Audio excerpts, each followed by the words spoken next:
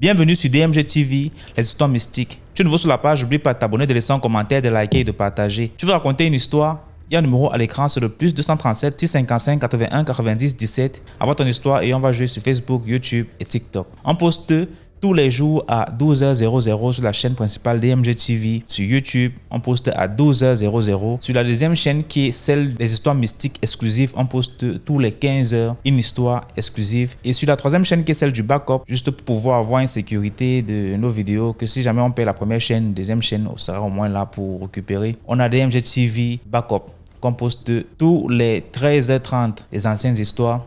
Et donc, abonnez-vous sur toutes les chaînes DMG TV YouTube. On a DMG TV pour les directs, c'est sur TikTok à 20h00 les mercredis et vendredis. Et on a aussi une chaîne Facebook qui est DMG TV. Suivez-nous aussi là-bas. Et donc, aujourd'hui, on va écouter plusieurs histoires. Je vous invite à liker, commenter, partager. Ce qu'on fait, c'est pour sensibiliser. Surtout, laissez un like pour donner la force au mouvement. On va écouter la première histoire. Bonjour DMGien et DMGienne, c'est l'anonyme mystérieuse. Je vais encore te raconter une autre histoire. C'est la deuxième, qui n'est pas non plus celle de ma vie. Mais c'est une histoire qui m'a marqué. Je raconte cette histoire-là pour interpeller les parents, qui ont aussi de longs yeux, comme on le dit chez vous. C'est quoi l'histoire? Voilà, il s'agit d'une famille modeste. Le père, la mère, qui ont deux enfants, une fille et un garçon. Le père vivait dans un quartier populaire de la Côte d'Ivoire qu'on appelle le Pougon. Un quartier où il y a pas mal de joie, où il fait bon de vivre. Et ce monsieur-là, il avait un emploi. Il n'était pas riche, mais bon, il arrivait à joindre les deux bouts, à s'occuper de sa petite famille. La mère, quant à elle, se débrouillait pour arrondir ses fins de mois. Comme toute brave femme, en fait. Et un jour, le père, il est licencié, il perd son boulot. Ça devient compliqué pour la famille. Il n'arrive plus à payer le loyer, donc ils sont obligés de quitter le loyer. Ils se retrouvent à habiter dans un quartier qu'on appelle en griffe mon mari m'a laissé, un truc comme ça. C'est des maisons en planche, on appelle ça chez nous, on les bois. Et là-bas, le monsieur n'arrive plus à prendre soin de sa famille. Il a commencé à s'adonner à l'alcool, à flâner, à procrastiner. Et c'est comme ça, il a fini par mourir d'une cirrhose de foie. La mère, elle est là maintenant toute seule, à galérer avec ses deux enfants. Elle a commencé à faire un commerce de galettes là, mais même payer le loyer de 12 000 là, c'était compliqué.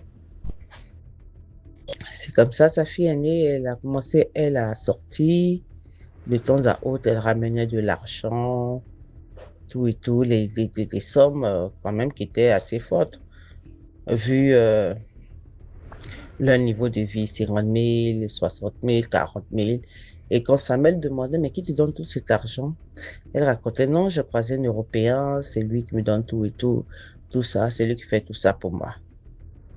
Quand la mère a entendu le mot européen, là, elle s'est dit, écoute, c'est la chance de la vie, qu'elle n'allait pas lâcher sur ce dernier-là. Elle va trouver sa CP. Elle dit, ah, ma fille a croisé un plan, tout et tout. Et franchement, il fallait que nous sortions de la galère. La CP prend la mère. Elles se rendent à l'intérieur de la Côte d'Ivoire, à Korogo. Elles vont consulter chez un marabout. Ce dernier dit, si vous voulez que je fasse le travail, il fallait que vous me rameniez le dessous de votre fille et la photo de ce dernier, du blanc en question. La mère, je sais pas, elle s'arrange, comment elle s'arrange, mais elle retient la photo du monsieur, elle prend un dessous de sa fille, elle retourne encore à Krogo avec sa CP. Le monsieur fait ses incantations, tout, demande à ce que le slip là, qu'on le mette dans la bouche d'un cadavre, tout. avec la complicité d'un gars de la morgue, elle le fait. Et comme par magie, ou je sais pas, où le marabout a bien fait son job, le monsieur fait déménager la famille. Ça quitte de Sikobois à vivre dans une grande villa à la Riviera. Enfin, le grand luxe. La vie change, la mèche shine, la fille brille, le frère, il reprend ses activités, il reprend ses cours. Enfin, tout roule. La belle vie, quoi, en quelque sorte. En tout cas, il n'y a plus de problème d'argent. Et dans ce quartier-là, il arrive un benguiste qui est voisin de cette famille-là. Et il tombe sous le charme de la fille. Naturellement, la courtise, ils sont tous deux jeunes, ça marche entre eux, comment ça se fait rentrer, comment ça se voit. Une relation s'installe entre eux. On ne sait pas par quelle magie le blanc, il a su, il est venu voir la mère de la fille. Il lui a dit, vous m'avez vendu votre fille. Vous m'avez vendu votre fille, elle m'appartient. Arrangez-vous à ce qu'elle ne revoie plus ce dernier-là. La mère a commencé à paniquer et que de raconter tout ce qu'elle a fait à sa fille. Elle ne dit rien. Elle appelle sa fille. Tu sais, le blanc là, c'est un monsieur qui est bien. Regarde ce qu'il a fait pour nous. Les jeunes, c'est comme ça. Il faut laisser tomber l'autre. Mais vous connaissez, hein, femme amoureuse n'a point d'oreille. La fille, elle écoute sa mère, mais elle continue à vivre sa relation. Tout et tout. Notez que, notez que le blanc ne vivait pas avec eux. Il venait par moment. La fille est partie chez lui, quoi. Et c'est comme ça, un jour, le blanc, il dit à la fille qu'il va voyager, qu'il part en Europe pour un séjour. La fille l'accompagne à l'aéroport. Elle le voit prendre son vol. Elle revient à la maison. Elle reçoit maintenant qui, son mec, là, ils sont en train de l'ouvrir au salon. Et, coup du destin, le blanc, par quel miracle, il apparaît et il dit au monsieur, celle que vous voyez là, cette vie qu'elle mène là, c'est grâce à moi. C'est moi qui l'ai nourrie, soignée, rafraîchie. Mais pas bien grave. En tout cas, continuez. Parce que là, je peux vous dire que c'est une carcasse que vous voyez. Il fait sortir les parents de la maison, il les chasse. Là, il faut maintenant dans un petit logement là. Et la fille commence par tomber malade. Elle tombe malade, elle tombe malade. Bilan de santé. On l'emmène à l'hôpital, on ne voit rien. Mais elle ne fait que dépérir. Elle ne fait que dépérir. Et finalement, elle finit par mourir. Et là, la mère maintenant, qui pleure, qui demande maintenant aux parents de ne pas avoir les longs yeux. Que voilà, elle a vendu sa fille sans le savoir. Partagez, likez et shalom à vous. Merci beaucoup pour l'histoire. Maintenant, on va écouter la deuxième histoire. Alors, bonjour DMG, j'espère que tu vas bien. Moi, c'est toujours Rodrigue depuis Libreville au Gabon. Alors, j'ai une histoire que je vais raconter. Alors, j'ai regardé une de tes histoires là où la dame est allée faire l'amour pour 2 millions, à laisser son gars assis. Voilà. Moi, je vais vous raconter une histoire. Un soir, il y avait la pluie. Donc, comme vous le savez, moi, je suis à Libreville, à la capitale, au charbonnage. Donc, au charbonnage, après la sauce créole, il y a une briqueterie. Et la briqueterie, là, il y a, comment on appelle ça, il y a une gouttière dont l'eau coule à flot. L'eau coule à flot lorsqu'il y a la pluie et c'est bien structuré. Donc, tu peux laver tout ton linge là, dehors. Alors, c'était un vendredi, c'est toujours le week-end. Donc, je vais d'abord rappeler que moi, en vrai, moi, je suis initié dans la tradition. Voilà. Donc, et je crois beaucoup à ma tradition. Voilà. Et je pense que rien n'est facile dans la vie. Voilà. Moi, je suis quelqu'un. Je n'ai pas grandi comme les autres enfants. Moi, ma mère me donnait une famille pour m'apprendre la vie. Au début, ça me faisait mal. Je me demandais mais pourquoi c'est seulement moi qu'on envoie et tout. Et après, en allant avec eux au fur et à mesure, chaque vacances, on allait m'apprendre la vie là-bas. Et ils m'ont appris que chaque être humain a son heure de gloire. Un jour, on s'est arrêté une poubelle, on a vu un fou. Ils m'ont dit que tu as vu même le fou là, oui, il a eu son heure de gloire. Mais si tu veux ne pas devenir comme lui là, il faut apprendre à voir tes choses. Donc, résultat, moi, je ne suis pas un jeune Gabonais complexé. Moi, je suis un jeune. Quand quelqu'un a quelque chose que j'ai vu, il obtient sa chose devant moi, je remercie Dieu parce que je demande à Dieu que il a fait en sorte que l'autre jeune là est pour lui. Moi aussi, mon jour doit arriver pour avoir pour moi. Et je suis très organisé. D'abord, je suis même le père d'une petite fille qui va prendre 7 ans. Moi-même, je suis resté avec elle depuis qu'elle avait 2 ans. Bref, c'était juste une parenthèse. Donc, pour vous montrer combien de fois je suis structuré, je ne dérange personne pour quoi que ce soit. Donc, revenons au soir où je lavais le linge à 3 heures du matin. Je lavais le linge et ma petite amie était dans la chambre, elle dormait avec une autre fille.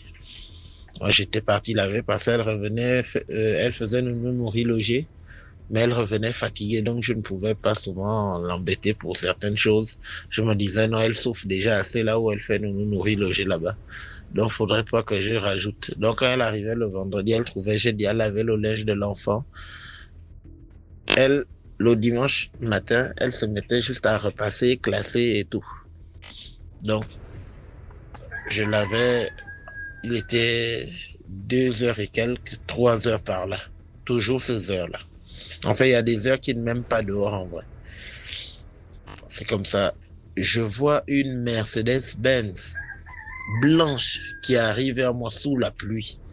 Une Mercedes-Benz blanche. En fait, mon intuition me parle. Je regarde la voiture venir. C'est une voiture maison mère, c'est-à-dire ils avaient loué ça pour faire leurs besoins et après aller rendre. La voiture n'avait pas de plaque. C'est une voiture neuve. C'est-à-dire si on l'avait trop utilisée, c'était le même soir là. C'est comme ça, la voiture vient vers moi. Ils sont partis tourner à EAPEC. Il y a un lycée, en tout cas c'est un primaire, collège, là et tout, devant chez moi. Pas très loin de chez moi, de la briqueterie. Ils sont partis tourner, ils sont revenus. Donc, il y a une dame qui descend, elle est en moitié dénudée, c'est-à-dire elle avait une tenue transparente. Vous voyez, genre, comment on appelle ça? Un rideau transparent, genre le rideau que la personne est de l'autre côté. Tu vois tout ce qui se passe. Elle était habillée en perles bien et tout. Une belle femme. C'est la première fois que j'ai vu une belle femme comme ça de toute ma vie depuis que je suis né. Elle avait le beau visage, elle avait les seins, elle avait les fesses. Elle était pieds nus en moitié, elle était nue en bas. Elle arrive, vu que à ma briqueterie là, il y a les fûts. Il y a les fûts, du genre, quand tu arrives sous la briqueterie, tu aperçois les fûts. Mais je ne sais pas comment cette dame, étant dans la voiture, elle avait déjà analysé l'endroit. Elle arrive, elle me dit, bonsoir monsieur. Je dis bonsoir. Oh non, est-ce que je peux aller laver les mains dans tes fûts là-bas? Il y a la pluie, il y a la fontaine même à côté de moi, sur la route. Tu ne veux pas ça? Elle me dit non, elle veut aller laver les mains là-bas où il y a les fûts. Je dis ok, il n'y a pas de problème. Va, tu vas aller laver tes mains tranquillement. C'est comme ça, elle arrive là où il y a les fûts. Et il y a d'abord, et quand elle arrive, elle me dit bonsoir. Elle a une main, elle a la main gauche fermée. Elle a quelque chose dans la main gauche, elle tient quelque chose dans la main gauche, et la voiture est allée garer là où il y a les briques devant. Elle descend, elle vient, bonsoir monsieur. Je dis, oh non, est-ce que je peux laver les mains? Je dis, va laver tes mains, il n'y a pas de problème. Ce sont les filles de mon locataire. Si on te demande qui t'a envoyé laver les mains, mais on n'est que deux, qui va te demander tout.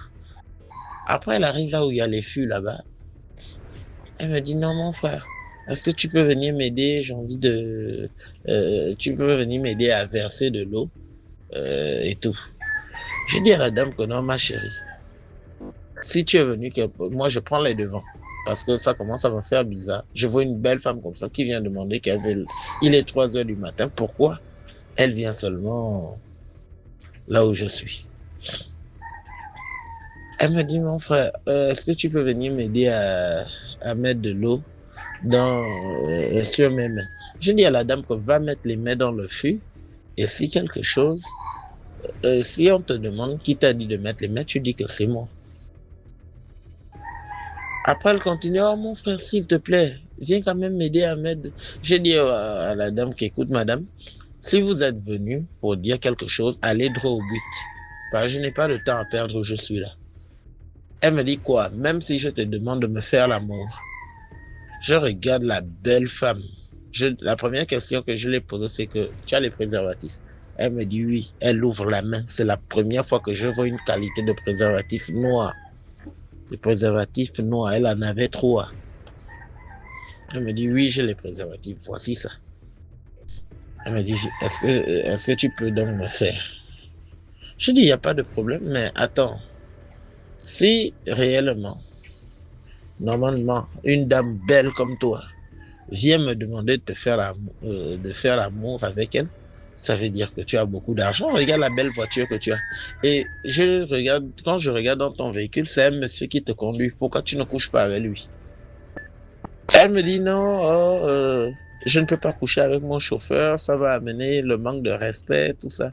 Je dis à la dame qu'alors, donc, plus c'est toi qui viens me proposer de te faire l'amour à 3 heures du matin sur la route, au pied d'une route, je vais alors te demander de l'argent.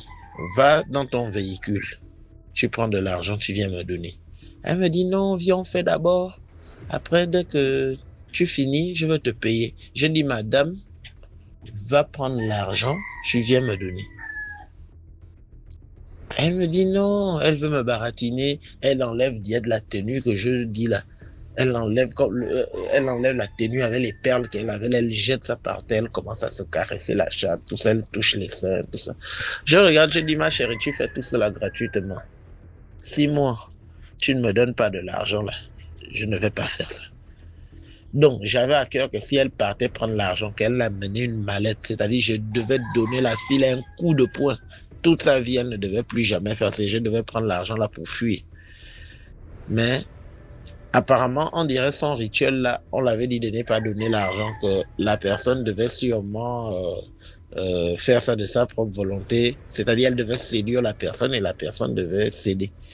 Moi, je l'avais dit, écoute, je ne peux pas coucher avec toi, plus que 1, on ne se connaît pas. 2, il est 3 heures du matin. Et si tu veux que moi, je couche avec toi, il faut que tu me donnes de l'argent. Et je voulais voir si elle avait réellement de l'argent. Elle me dit non, en tout cas, tu as raté la chance de ta vie. Tu es maudit et tout. J'ai dit dégage, petit démon va, petit esprit dans le corps d'une grande personne. On t'a dit que c'est moi qui va payer ton sacrifice. Tu as fini de toucher l'argent sale maintenant, on te demande maintenant de venir laver le corps. Tu veux venir faire ça avec moi, dégage. Elle est montée dans sa voiture, elle me dit reste là-bas, malchanceux. J'ai dit non, je suis pas malchanceux. Tu as eu honte. Tu n'as même pas l'argent. Regarde, on t'envoie faire des incantations, tu es incapable de sortir un peu d'argent. Donc, moi, j'avais à cœur qu'elle aille prendre de l'argent et que je fasse... En fait, c'est dans l'optique de sensibiliser. Cette histoire-là, comment on appelle ça? C'est avant 2023. Il y avait un phénomène en ce moment-là, à Libreville, avant qu'Ali Bongo ne quitte le pouvoir. des femmes qui venaient demander aux hommes de faire l'amour, c'était récurrent, ou des femmes qui kidnappaient, elles arrivent, elles te disent, celles qui te proposent que non, allons me faire l'amour dans tel hôtel, et après, euh, on entend on a pris un homme de spermatozoïde, tout ça, et on allait faire n'importe quoi, et peut-être tu meurs ou tu as les asticots. En tout cas, c'est toujours dans la sensibilisation. Les jeunes qui ont les longs yeux là, faut savoir qu'on ne travaille pas 1 million en un jour. Le jour que quelqu'un te propose une somme bizarre, faut savoir que cette somme-là, c'est pour t'enterrer, c'est pour tes obsèques. Et comme les jeunes d'aujourd'hui, vous aimez tellement la vie facile.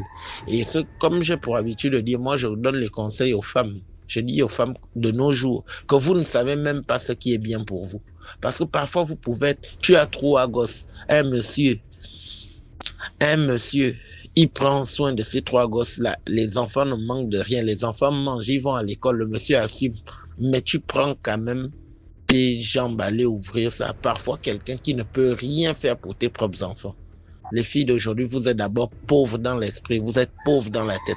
En tout cas, DMG, prenez soin de vous, la santé avant tout, que Dieu te protège. Amen. Merci beaucoup pour l'histoire. Maintenant, on va écouter la troisième histoire. Bonsoir DMG, j'espère que vous allez bien. Je viens partager cette petite histoire que ma grand-mère a vécue pour sensibiliser aujourd'hui. Histoire de dire que quand quelqu'un vous déteste, évitez la personne au maximum. Je dis au maximum parce que ce qui peut sortir après ne sera pas bon. Ma grand-mère vit dans un quartier de Yaoundé, où derrière chez elle, il y a un monsieur, un jeune homme qui avait acheté le terrain, donc ils avaient un mitoyen qui les séparait. Ma grand-mère vit là depuis des années. Elle vivait d'abord dans un endroit où il y a eu des casses. Elle est obligée de repartir dans le quartier là pour construire sa petite maison là-bas. C'est là-bas que nous avons grandi. Le monsieur, quand il est arrivé au quartier, on est même parenté. En fait, ma grand m'avait toujours dit qu'il y a un lien de famille entre nous éloignés, mais il y a quand même un lien. Il était sympa, un jeune qui se battait, commerçant, battant et tout. Tout un jeune. Après, il a construit une petite maison là, 2 chambres, un salon avec 3 chambres dehors pour la location. Petit truc que tu sens que non. Ici, il essayait juste de fuir la location. C'est comme ça qu'on a vécu avec lui pendant des années bien. Et après, il s'est marié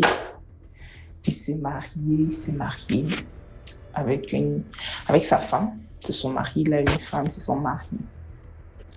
Quand ils se sont mariés, la femme était gentille, elle nous présentait la femme à ma grand-mère, vu qu'on était là-bas, vu qu'on était parentés et tout.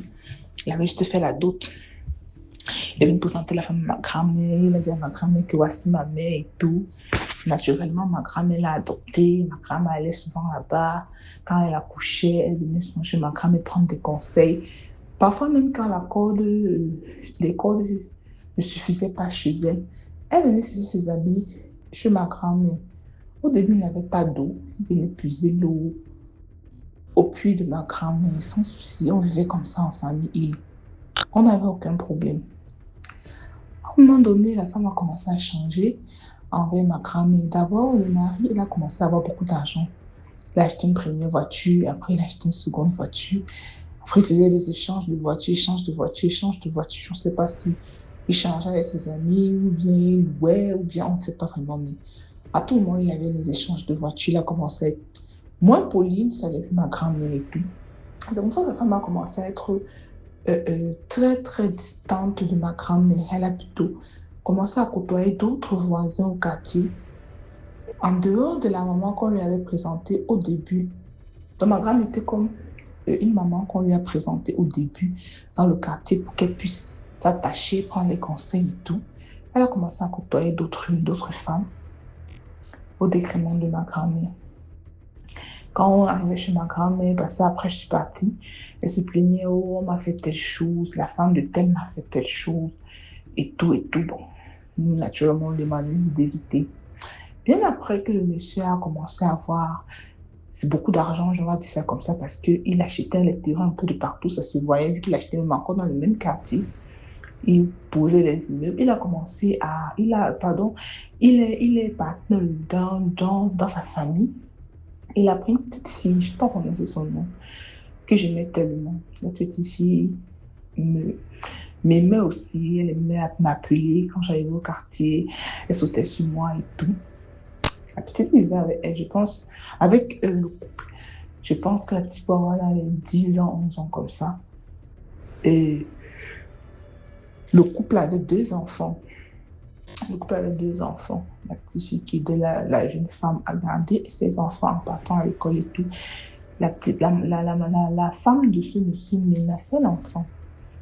Menaçait l'enfant, ne nourrissait pas l'enfant, ne donnait pas à manger à l'enfant.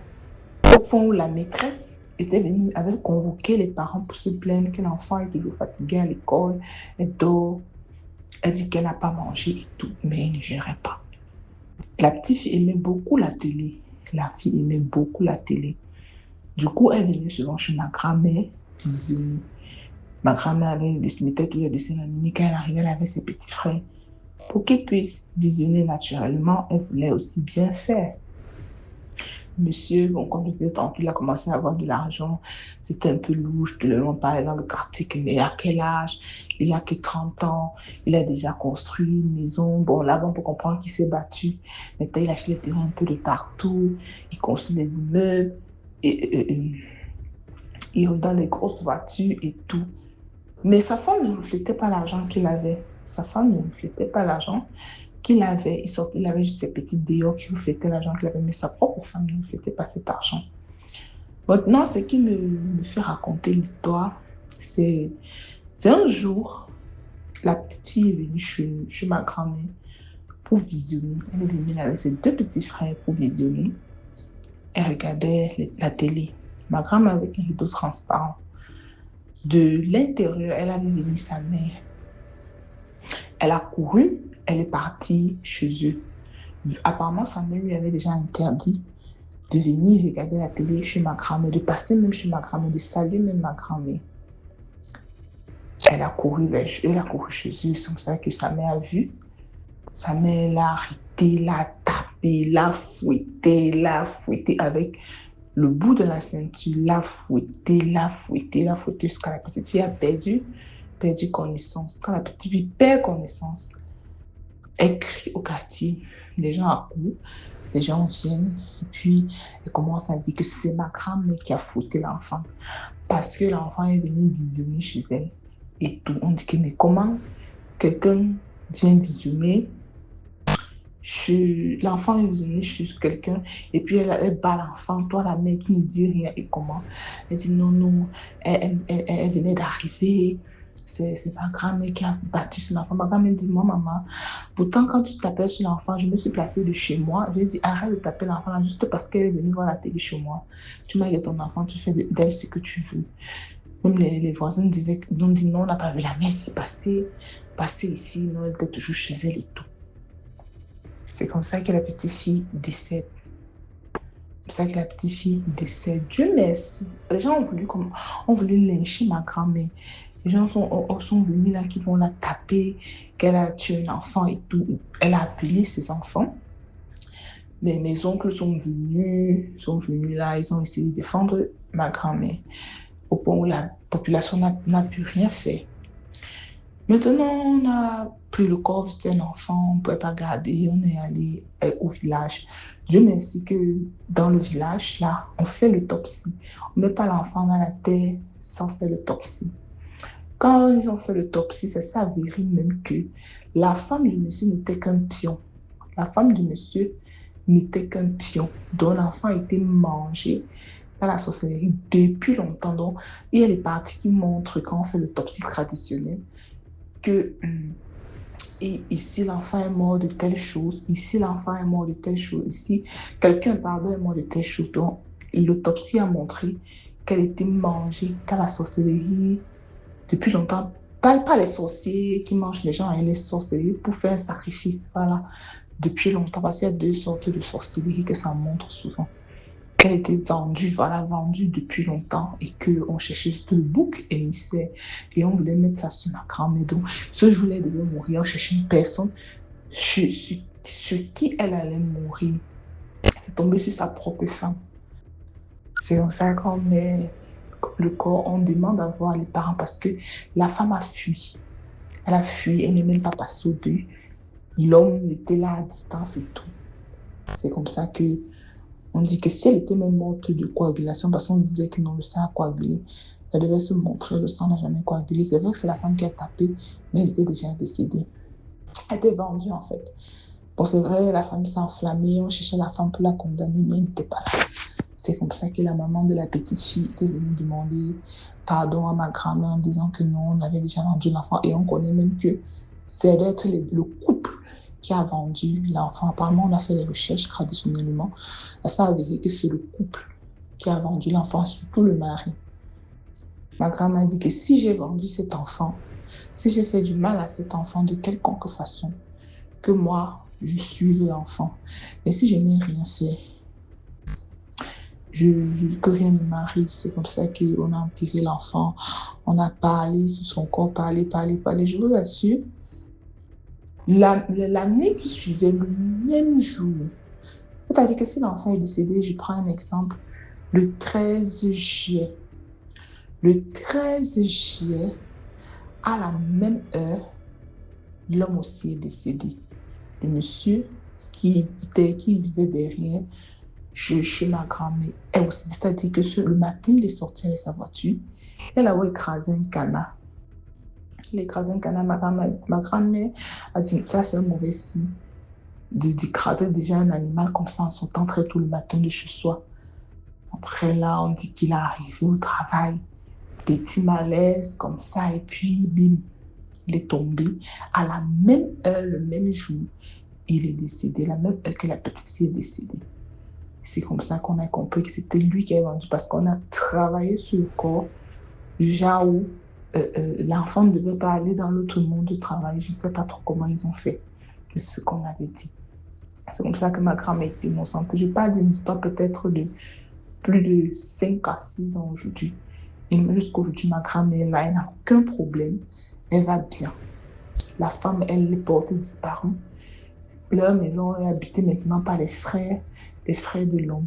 Donc, je voulais partager ça avec vous pour vous faire comprendre que parfois, quand quelqu'un vous évite, évitez la personne 2 fois parce qu'il y a des gens qui vous... Quand la personne vous déteste, quand vous déteste, pardon, évitez cette personne parce qu'il y a des personnes qui vous détestent comme ça, juste pour profiter d'une situation, pour mettre ça sur votre tête. Oui, il y a des gens comme ça, ils savent que non, celle-ci-là, elle est vulnérable. Si je commets un forfait, je peux facilement mettre ça sur sa tête, dire que c'est elle, lui faire porter le chapeau. Donc, c'est un peu ça. Si ma grand-mère était le genre de personne qui cherchait les problèmes, qui peut-être essayait toujours de ne pas éviter, qui bousculait même l'enfant et tout, ce que ma grand-mère a porté, ça part jusqu'à aujourd'hui. C'est un peu ça que je voulais partager avec vous. Et merci, bonne soirée. Merci de nous partager les histoires pour nous édifier. Merci. Merci beaucoup pour l'histoire. Maintenant, on va écouter la 4e histoire. Oui, bonsoir la communauté de DMG. C'est Madame Ebeke Jacqueline qui raconte l'histoire de son quartier. DMG, là maintenant, je raconte l'histoire de mon grand frère qui était le 2e né de la famille. Il a épousé une femme. La femme a accouché, elle a fait son premier garçon. Et après, c'était un garçon. Deuxième accouchement, elle a fait une fille. Et cette fille, elle a donc dit qu'elle va aller présenter l'enfant chez sa famille, quoi, au village de son côté, quoi. Ses tantes maternelles, paternelles, elle va dans son village. C'est comme ça qu'elle est partie, donc, elle a voyagé avec l'enfant. Elle croit que l'enfant avait 6 mois. 6 à 8 mois comme ça, elle ne marchait pas encore, elle apprenait à marcher. C'est comme ça qu'elle voyage, elle demande son mari la permission, elle est partie l'accompagner. Moi, j'étais à la maison. Elle est restée, elle est partie, elle a voyagé avec l'enfant. TMJ. On me dit souvent que quand tu pars avec l'enfant au truc, l'enfant trottait, elle trottait. Elle essaie de se lever, ça trotte, elle essaie de se lever en arrêtant les chaises. Voilà, maintenant qu'elle est venue, elle est partie, je crois qu'elle était partie au champ avec les enfants. Elles sont partis au champ, enlever les arachides ou c'est quoi. Elle rentre maintenant. Quand elle rentre, elle lave l'enfant. C'est même quand l'enfant trotte. Et les gens du village, c'est qu'au village, il y a la terre. C'est comme ça qu'elle a trotté. Il y a le pantalon comme l'enfant, quand tu sais que l'enfant trotte, quoi. Elle avait l'enfant, elle a mis le pantalon, sachant que l'enfant trotte, et le faire asseoir là-bas pour faire la nourriture au village, pour préparer. Donc, les cuisines du village qu'on fait souvent avec le bois, là, elle a mis l'enfant comme ça qu'elle met l'œil pour voir l'enfant. Que l'enfant est là, elle met l'enfant là et elle prépare ici à la cuisine de temps en temps. DMG. C'est comme ça que l'enfant, dès qu'elle est venue, elle était en train de travailler, l'enfant trottait, jouait là. Elle dit qu'elle a seulement compris comment l'enfant a fait aïe un seul coup. Elle sort directement, puisqu'elle n'était pas loin de l'enfant. Dès qu'elle sort, elle voit seulement un petit, je ne sais pas comment on appelle ça, c'est le petit serpent, ce n'était pas grand, le petit serpent qui est en train de faire demi-tour. Donc ça veut dire qu'elle s'est rendue compte que c'est le serpent qui a peut-être piqué l'enfant. Le serpent a piqué l'enfant, elle est partie, elle s'est dit que elle n'a pas su que ça a piqué ou pas, ou c'est la peur, elle n'a pas su. Je ne sais pas ce que c'est. Moi, je me dis que le serpent peut ne pas te piquer, le serpent peut venir faire son rôle parce qu'il est venu prendre l'enfant. Il est rentré, elle a vu comment le serpent rentre, comme ça, la pousse, elle a commencé à dire que le serpent, elle crie. Elle s'est dit qu'elle a protégé l'enfant, elle enlève l'enfant, que l'enfant ne doit plus s'asseoir parce qu'elle s'est dit que l'enfant a crié, il a vu le serpent est en train de partir. On ne sait pas ce que le serpent avait déjà fait, on ne sait pas. Elle prend l'enfant, elle protège l'enfant, elle n'a pas vu le sang, elle n'a rien vu, elle a porté l'enfant. Elle portait l'enfant, elle est restée avec l'enfant jusqu'à ce qu'elle s'est dit qu'elle ne peut plus laisser l'enfant au sol, elle ne peut plus le faire laisser l'enfant, elle a pris les précautions, elle est restée parce qu'elle avait fait 1 mois au village, elle est partie pour 1 mois, 3 semaines ou 1 mois pour rester avec sa famille et montrer aussi son enfant. Comme ça qu'elle est rentrée. Après le séjour, elle rentre. Dès qu'elle arrive seulement à la maison, pam, dès qu'elle est entrée seulement à la maison, elle n'a même pas passé le lendemain, la nuit. Dans la nuit, la femme s'est mise à chauffer. La femme a commencé à chauffer. Ça dit, je crois que c'était même presque, la température pouvait atteindre même 41. La femme a commencé à chauffer. On a pris l'enfant, on l'a amené à l'hôpital. On essaie de mettre les perfusions. C'était là qu'elle dit ici qu'on a mis l'enfant. On a essayé de mettre les perfusions, rien. On a essayé de faire ceci, rien. Elle n'a même pas pensé que ceci, c'est là. On met les perfusions. Le docteur dit qu'il ne voit pas ce que l'enfant a. L'enfant est en train de s'éteindre, petit, on ne comprend pas. C'est comme ça que le docteur a essayé de faire ce qu'il pouvait faire. On ne voit, on n'a rien vu. On n'a pas vu, on n'a même pas dit où c'était le palu. Elle chauffe au banc. On essaie de baisser la fièvre. On ne voit pas le palu. Parce qu'on dit souvent que quand tu chauffes, on dit que tu as le palu. On ne voit pas le palu, on le voit. Mais l'enfant chauffe, on dit qu'il faut baisser. On était à lui donner des produits pour qu'elle puisse baisser, la température puisse baisser. En baissant la température, maman. Et ça, en mettant ce qu'on a mis là-bas, comme ça qu'elle a fait. Donc, ma maman, qui était sa belle-mère, elle était avec elle là-bas à l'hôpital. Et l'enfant s'est éteint comme ça là. La température est descendue, l'enfant est devenu glacé sur place. C'est comme ça que l'enfant est décédé comme ça. On n'a pas su de quoi. Ma mère a dit, si on commence à pleurer, elle a dit, comme ma belle-sœur était encore très jeune.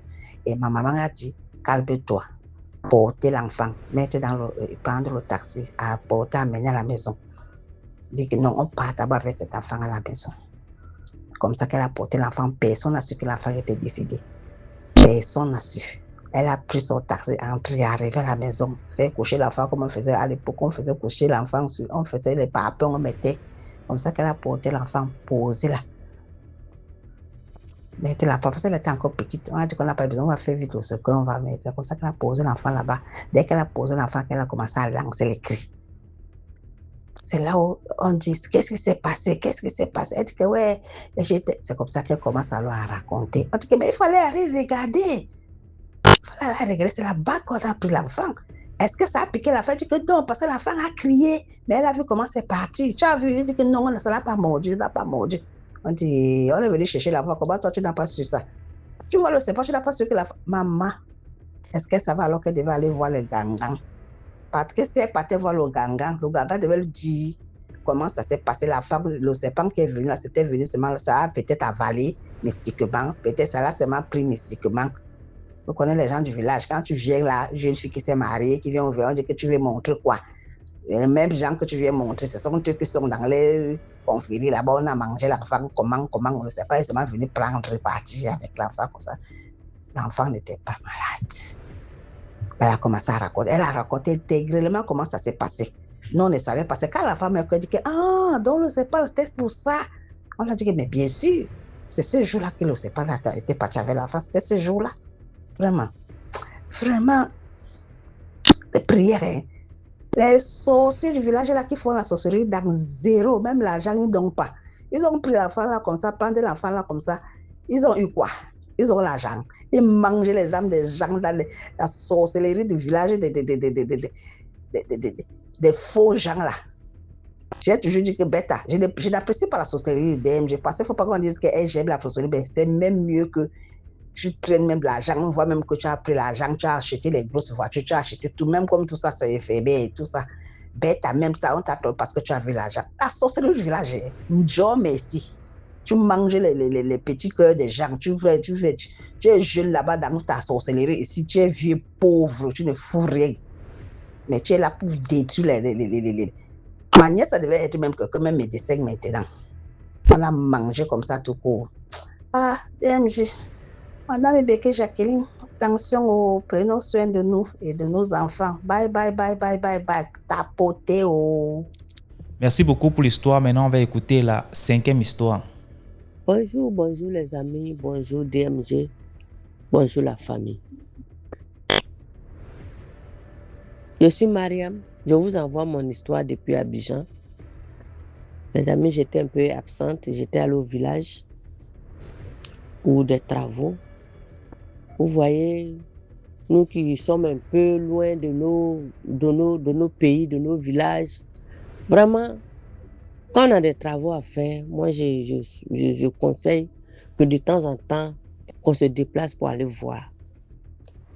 Pour aller voir parce que souvent on est loin, on envoie l'argent à nos parents pour faire les travaux et ces travaux-là ne sont pas faits. Une fois, je suis tombée sur une femme sur les réseaux sociaux, elle pleurait parce qu'elle envoyait de l'argent au village pour construire sa maison. La maison n'a pas été construite. Ma chérie, mon frère, ma soeur, même si tu es à l'étranger, tu es de l'autre côté, tu es à Bengue, tu cherches ton argent, prends un moment, si tu as la possibilité, déplace-toi, viens, on fait les travaux un peu devant toi. Si ça arrive à un certain niveau, ton congé est proche, ton congé est presque fini, tu te retournes, tu vas. Le jour où tu as ton congé, tu reviens. Mais rester à envoyer l'argent, vraiment, c'est dangereux parce que de nos jours, trouver l'argent est trop difficile. Voilà. C'est ce petit conseil que je voulais donner. Ce n'est pas là mon histoire, mais bon, ça m'est venu comme ça d'en parler. Désolé si ça prend un peu de temps. Donc, l'histoire que je vais expliquer, les amis, c'est, comment on appelle, un oncle. Quand je suis allé au village, j'ai demandé, mais j'ai dit, mais, parce que je suis resté même à Abidjan, j'ai appris que l'oncle est décédé. Et donc, quand je suis allé, il fallait que je me rende chez l'oncle pour aller vraiment présenter les condoléances, tout et tout. Donc, cela, maintenant, j'ai demandé, mais il est mort de quoi? Qu'est-ce qu'il avait? Parce que tout de même, si l'oncle était en forme, il dit non, il a été piqué par un bois. Et puis, c'est son pied qui a enflé jusqu'à ce que c'est le douleur du pied là qui l'a emporté. Il dit, bon. Donc, un autre jour, j'étais en train de parler de ça avec l'un de mes petits frères. Il me dit, tanti, le tonton là, il n'a pas été vigilant. Sinon, en songe, on l'avait prévenu. J'ai dit, comment ça? Il me dit que l'oncle, dans le même village où je disais qu'on avait empoisonné le jeune, c'est là-bas, il courtisait encore une femme. Malgré que, les gens du village, malgré qu'il a 4 femmes, je ne sais pas, 3 ou bien 4 femmes, mais il courtisait, il avait sa maîtresse dans le village voisin, le village de ma grand-mère, le village voisin. Le village n'est pas loin. Traverse les quelques plantations, on est dans le village. Donc, il pouvait aller là-bas, revenir comme il veut. Et donc, un jour, il dit qu'il a fait un songe où, lorsqu'il quittait dans le village, là, en venant chez nous au village, il a été piqué par une pointe, profondément. Il a marché sur une pointe. Et dans le songe, il a saigné beaucoup. Et donc, le lendemain, il a expliqué ça aux gens. Alors, il a dit, mais il faut faire attention. Il faut faire très attention. Hein, souvent, les songes nous parlent. Il faut faire attention. Il n'a pas considéré. Il partait toujours derrière sa maîtresse. Toujours partait derrière sa maîtresse. Et comme ça, un jour, puisque on traverse les champs pour arriver là-bas, c'est les pistes villageoises, là, on traverse comment on appelle, entre les plantations pour partir. Et un jour, en revenant de chez sa maîtresse, il a marché sur un bois qui a piqué sa chaussure, c'est-à-dire quand on défriche là, les morceaux de bois qui restent par terre. Là. Ouais, il a marché sur eux. Et c'est le bois là qu'il a traversé, qui a piqué, ça a traversé sa chaussure, jusqu'à ce que ça l'a piqué dans la plante du pied. Et donc, comme ça, il est venu chez lui à la maison, il a banalisé, et son pied a commencé à s'enfler. Le pied a commencé à s'enfler jusqu'à ce que le pied là, il ne puisse plus sortir de la maison. Et c'est cette douleur de pied là qu'il a emporté. C'est cette douleur de pied là. Hein? C'est cette douleur là qu'il a emporté. Parce que le pied était enflé, très enflé. Et par la suite, il est décédé. Donc, par cette histoire, les amis, je voulais seulement vous dire que on doit faire attention. Souvent, nos ancêtres me passent par les songes pour nous parler. Souvent, Dieu passe par les songes pour nous parler. Les songes nous révèlent souvent certaines choses. Faisons très attention à nos songes. Faisons attention. S'il avait fait attention par rapport aux songes qu'il avait fait, ou il avait été piqué par une grosse pointe, vraiment, il allait prendre ses précautions. Mais bon, il a banalisé et finalement, c'est comme ça qu'il est décédé. Donc, les amis, je vous souhaite une bonne écoute et on se retrouve pour une nouvelle histoire. Merci beaucoup pour l'histoire. Maintenant, on va écouter la 6e histoire. Salut DMG, salut à toute la famille DMG, j'espère que vous vous portez très bien.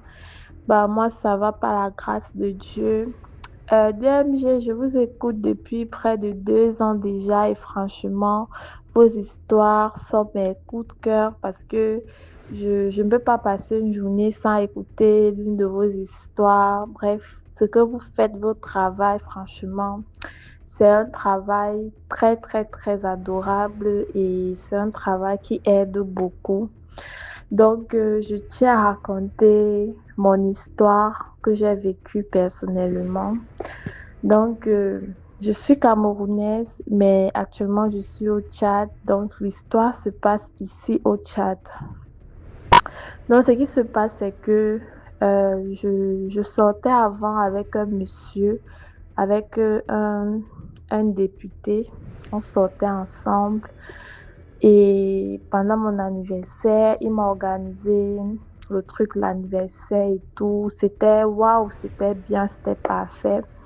Mais je tiens à préciser que pendant le truc, la relation, le monsieur ne m'a pas laissé croire qu'il était peut-être dans les choses bizarres. En fait, il était normal, c'est ce que je croyais au début, qu'il était normal et tout.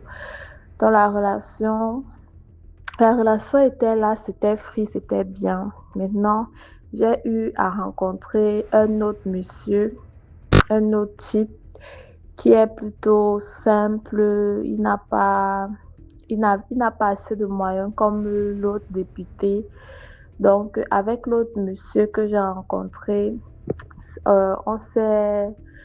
Bref, ça matché entre nous et on s'est aussi mis ensemble parce que le député avec qui j'étais, lui, son histoire déjà était bizarre. Un monsieur musulman, à son âge, il n'était pas marié, n'avait pas d'enfant. Donc, il y avait les petits détails comme ça que je ne pouvais pas laisser, je ne pouvais pas ignorer en fait. Donc, avec lui, c'était pas trop ça. Maintenant, celui que j'ai rencontré récemment, je me suis mise avec lui et on a commencé à flirter ensemble. Ensuite, on s'est mis ensemble et je suis venue vivre chez lui, chez l'autre type que j'ai rencontré récemment. En vivant chez lui, je causais toujours avec le député. Quand il voulait souvent me voir, je partais souvent chez une copine, je jonglais, je me disais que c'était chez moi et tout et tout. C'est comme ça que je suis tombée enceinte. Je suis tombée enceinte. Actuellement, je suis enceinte de, du gars que j'ai rencontré récemment. Je suis tombée enceinte de lui et je ne pouvais plus continuer à jouer les deux cartes. C'est comme ça que, en sachant que j'étais déjà enceinte, j'ai appelé le député pour mettre fin à la relation. Que comme tu vois là, je suis désolée et tout. Bref, on s'est séparés dans des bonnes conditions. Le monsieur m'avait acheté un iPhone et un Samsung. Comme ça, le monsieur me dit, ok, comme la relation est déjà finie, viens donc me remettre les affaires que je t'avais achetées. J'ai dit d'accord, pas de souci. Comme ça, je me déplace. Je m'en vais pour remettre le téléphone au monsieur. Le monsieur me dit que non, c'est pas pour ça qu'il m'a fait venir, qu'il a un truc à me proposer, qu'il veut coucher avec moi. Entre-temps, je pense que j'étais à 8 semaines. J'étais à 8 semaines de grossesse déjà. Le monsieur me dit qu'il veut coucher avec moi sans protéger, sans préservatif. Je dis au monsieur que non, c'est pas possible. Mais je ne dis pas au monsieur que je suis enceinte. Je dis juste que c'est pas possible. Je dis que je suis avec quelqu'un et franchement, ça serait entre nous. Je sais que c'est pas facile pour toi, mais il faut faire avec. Le monsieur me dit que est-ce que je pense qu'il ne sait pas dans quel état je suis. Je dis que je suis dans quel état. Moi, tout va bien, je suis normale et tout. Le monsieur me dit qu'il veut coucher avec moi et il va continuer à prendre soin de moi. Il va me donner une somme de 500 000 francs sur le coup. Et lorsque j'aurai un problème, il va m'aider et tout. Comme ça, je dis au monsieur que non, c'est pas possible. Je ne peux pas coucher avec toi. Le monsieur me dit que il sait que je suis enceinte et que ce n'est pas de lui, mais qu'il a besoin de coucher avec moi là, à l'instant, sans préservatif. Je dis au monsieur que non. On est là, on discute, on parle, le monsieur me gifle, que je me prends même pour qui, que parce qu'il me demande ça gentiment, je pense que j'ai le choix et tout, que je suis qui pour l'empêcher d'arriver à ses fins, encore qu'il est tombé sur une fille comme moi qui peut le rapporter beaucoup et je veux le nier et tout, je pense qu'il est seul. Jusqu'à maintenant, il n'a pas d'enfant, que je pense qu'il fait dans quoi et tout. Je dis, Seigneur Jésus. Donc, tu es comme ça, tu sais que je suis enceinte et je ne t'ai même pas dit. Et malgré ça, tu veux avoir des rapports avec moi. C'est comme ça que j'ai laissé, même avec mes puces, j'ai laissé les téléphones à la base, je suis sortie. Avec une bonne gifle, je suis sortie. Je suis arrivée, j'ai acheté une autre puce. J'ai expliqué la fête à mon gars. Mon gars m'a donné, il m'a acheté un nouveau téléphone. Je reste comme ça un jour Le député là m'envoie le message que si je pense que je vais m'en sortir comme ça, que je me trompe, que l'enfant là ne verra jamais. Je suis restée comme ça, je dis, Seigneur, je l'ai bloqué une fois. Donc je tiens à dire que peut-être c'est tout ce qui s'est passé, c'est de ma faute, mais c'était pour ce un monsieur simple, c'était un ritualiste, peut-être qui couche qu'avec les femmes enceintes et tout, mais Dieu merci, n'a pas fait ça avec moi. Merci pour l'histoire. Voilà, c'est la fin de cette émission. J'espère que vous avez liké, commenté, partagé. Et surtout, envoyez vos histoires au numéro à l'écran. C'est le +237 655 81 90 17. Et on va jouer ici sur YouTube. Passez une très bonne journée. Surtout, priez avant de dormir. Ciao.